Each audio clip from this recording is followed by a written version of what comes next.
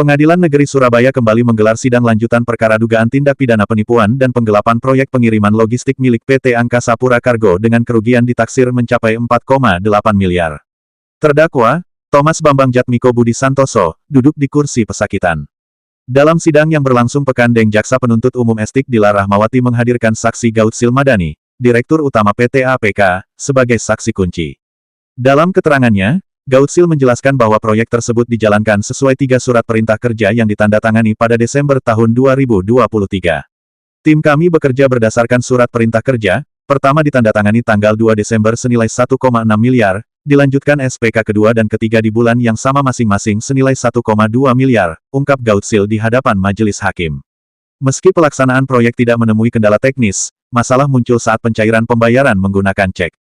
Cek tidak bisa dicairkan, imbuhnya. Gautsil juga mengungkap adanya pengakuan utang dari pihak investor penanaman modal asing kepada terdakwa Thomas Bambang, senilai sekitar 5 miliar. 15 Juli 2022. Yang saudara laporkan siapa? Yang saya laporkan adalah saudara Thomas Bambang Santoso atau Thomas Bambang.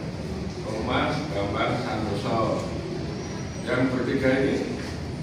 Yang bertiga ini di dalam laporan kami tidak ada, Pak. Tidak ada. Namun dalam pengembangan penyelidikan dari kepolisian baru diketahui. Masalah apa yang saudara laporkan? Pada saat itu tim logistik dan supply chain yang dipimpin oleh ini adalah saudara Ade Yolando melakukan beberapa pekerjaan di sini di Surabaya, ada 3 SPK. Kemudian sudah bersingkatnya saja 3 SPK. Ade Yolando ini sebagai apa di Angkasa Pura di mana kerja apa? Angkasa Pura Cargo. Dia sebagai apa? Sebagai DM Logistik and Supply Chain. DM Logistik Dan Supply Chain. Terus kemudian pengerjaan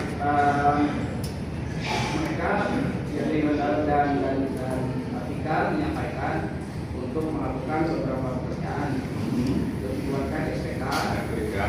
Kemudian atas SPK itu kemudian kita menunjukkan juga untuk menggandeng vendor. Sebentar. Ada 3 SPK. SPK nomor berapa saja? Saya tadi nanti Pak. Nah, Saya yang dibuktikan itu saya ingin tanda-tandanya aja nih. Saya ingin ada tanda-tandanya. tanggal-tanggalnya aja Kalau ada, mungkin ada di iPad. di iPad. Jadi harus diingatkan, Mas. Tanggal berapa? Oke, ada 3 tanggal yang kemudian pertama tanggal 2 Desember itu terkait pengiriman tiang listrik PLN dengan nilai 1,616 juta. Kemudian SPK 616 juta. 1 miliar 616 juta. Kemudian SPK kedua tanggalnya 2 Desember 2023 untuk pengiriman solar lamp ke Jawa Tengah dengan nilai 2 miliar 727 juta. Kemudian SPK ketiga tanggal yang sama 2 Desember 2020 pengiriman rig and services dengan senilai 1 miliar 212 juta. 1 miliar 212 juta. Ya, sebetulnya tugas dan kewajiban ASI itu apa? Sesuai aturan yang sudah ditetapkan dari itu, Pak, mereka melakukan Bukan mereka, ASI tugasnya apa? AD itu sebagai pimpinan GM Logistik and Services mengembangkan bisnis logistik dan supply chain. Habis itu, ya, dari 3 SPK yang diterbitkan ada masalah. Secara dokumen tidak ada masalah, Pak. Dokumen tidak ada masalah. Terus masalahnya apa? Yang kami ketahui setelah itu berlangsung, Pak, ini Pak setelah berlangsung dan juga setelah ditunjuknya vendor, kemudian ditagih, ternyata ceknya tidak bisa diuangkan, Pak. Benar. Berarti ada vendor yang ditunjuk. Nah, vendor yang ditunjuk itu siapa saja? Vendornya satu Pak, namanya PT Indria Limpasarana. Itu Pak untuk 3 pekerjaan. Untuk 3 pekerjaan. Itu melalui proses procurement dan juga atas rekomendasi dari unitnya yang dipimpin oleh AD. Ya, itu kan kita nggak dengan vendor itu. Tidak. Pimpinannya siapa saja, PT ini, direksinya siapa, nggak kena. Tidak. Jadi masalah timbul karena ceknya diuangkan nggak bisa, dicarikan nggak bisa. Terus yang dilakukan apa? Kemudian kalau nggak salah yang saya dikatakan kami diganti ceknya Pak. Diganti ceknya kemudian tidak bisa diuangkan kembali. Nah, cek itu yang tanda tangan siapa? Saya belum lihat Pak. Nah, itu di keuangan yang Pak. Iya, tapi dari laporan kita kemudian diketahui cek yang mana. Di keuangan Pak mungkin sudah bisa. Setelah itu kita sampaikan somasi Pak 2 kali. Somasi kepada AD. Pada tema Pak, karena yang punya yang ngeluarin cek itu adalah dari PT Trans Milenial PTMA. Dari PT Trans Milenial. Trans Milenial. Kenapa nggak ke miliknya AD? Ini kan yang customer-nya kan yang ngasih cek kan si customer si kliennya, si Trans Milenial. Tapi awalnya kan dari AD itu. Ya. Menunjuk vendornya kan dia. Ya. Pada saat mengirimkan invoice itu dari unit penagihan dari teritori itu koordinasi dengan unit AD Pak. Karena yang kenal kliennya kan adalah si unit AD. Iya. Jadi dari Transmedia ceknya nggak bisa dicarikan, kemudian dikeluarkan cek kedua, tidak bisa dicarikan juga. Ya. Terus yang dilakukan apa? Kita somasi Pak 2 kali. Ya, setelah somasi 2 kali, Terus kalau di catatan yang saya ini karena bukan di catatan, ya saudara tahu sendiri aja. ya.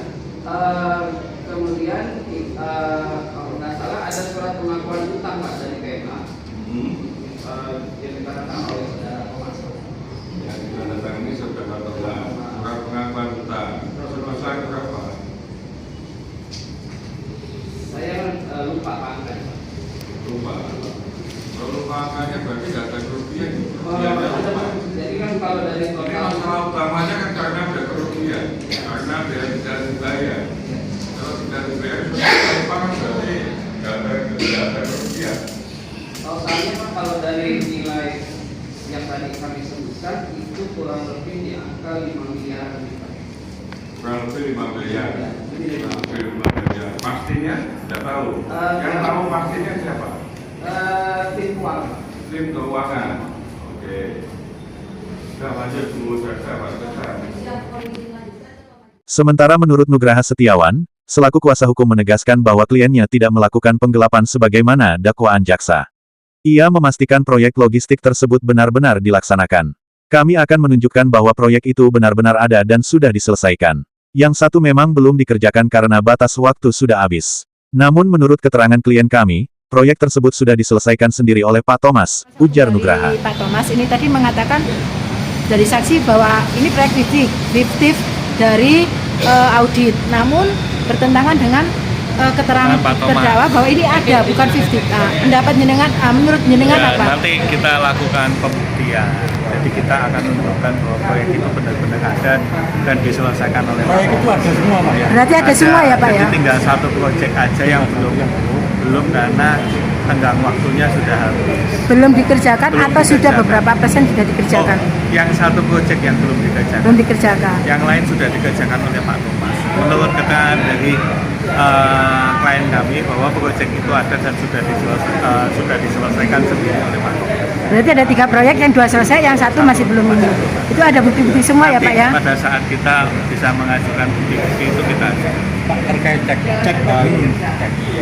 itu memang jaminan atau memang pembayaran? Jadi menurut klien kami, cek itu seperti tadi Bu Jaksa sempat sebutkan, cek itu tidak ada tanggalnya.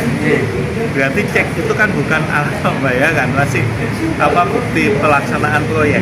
Seharusnya ada tanggalnya ya Pak ya? Kalau di proyek-proyek itu memang ada biasanya lumrah untuk diberikan cek sebagai jaminan pelaksanaan proyek.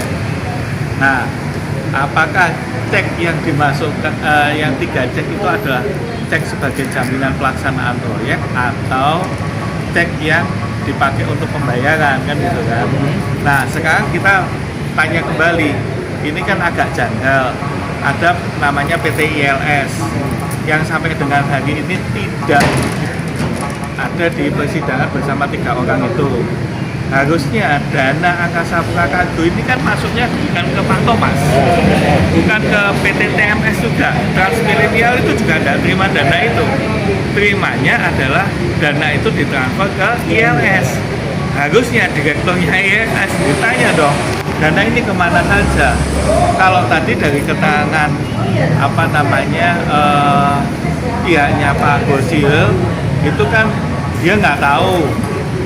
Nah, dia cuma berdasarkan dari keterangan audit, dia berdasarkan dari keterangan polisi. Nah, harusnya lebih detail kita harus melihat perkara ini.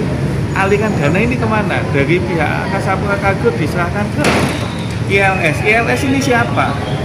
Kalau kita lihat keterangan Pak Gojil bahwa dia tidak mengetahui sama sekali vendor-vendor yang ada di Angkasa Pura Cargo, ya direktur utama masa nggak tahu sama sekali sih, nggak pernah tahu siapa vendor-vendornya. Nah, sebagai direktur utama kan harusnya cek and recheck dong kerjaan anak buahnya. Turun ke bawah, melihat sendiri, atau hanya duduk di kursi direktur tanpa melihat kerjaan anak buahnya, kan seperti itu. Berarti ada dugaan keterangan saksi ini banyak ininya Pak ya? Nah, tadi juga agak miss, karena keterangan saksi hari ini diambil tanpa dibawa sumpah. Tadi tidak disumpah. Oh iya ada rekaman. Oke siap Ya, Pak. Disumpah. Berarti ini Tidak tadi disumpah. tidak disumpah. Ya. Oke siap. Penjelasannya terkait PT ABK dengan ILS bagian pusat pinjaman itu ya? Kenapa? ABK dengan ILS. ABK, Seolah-olah jadi ILS gini. itu boneka Pak. Ya, makanya kita harus lihat ILS ini harus dihadirkan. Kalau ILS tidak dihadirkan, ya nggak tahu. Karena seolah-olah Thomas ini adalah orang yang membuat proyek ini. Tapi duit tidak ditransfer ke Thomas, duit ditransfer ke ILS. Nah, ILS tolong dong dihadirkan di persidangan ini supaya kita tahu permasalahan ini dengan jelas gitu loh. Dana ini ditransfer kemana? Apakah dalam proses penyidikan itu ILS sudah dihadirkan? Kemarin katanya ILS sudah, karena berdasarkan keterangan dari P21 yang ada itu tersangkanya ada 6.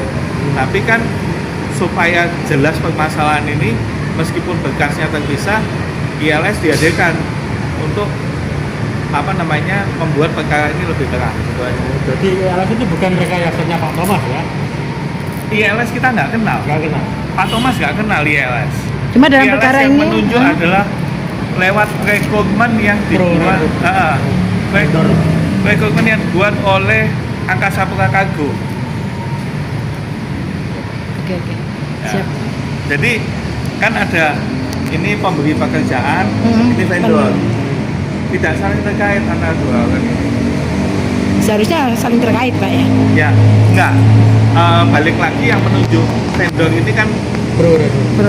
APK, Ya. Angkasa Pura Cargo. Ya seperti itu. Oke. Sidang kasus dugaan penipuan dan penggelapan ini akan kembali digelar pada agenda pemeriksaan saksi dan pembuktian berikutnya. Dari Surabaya, Rahayu mewartakan.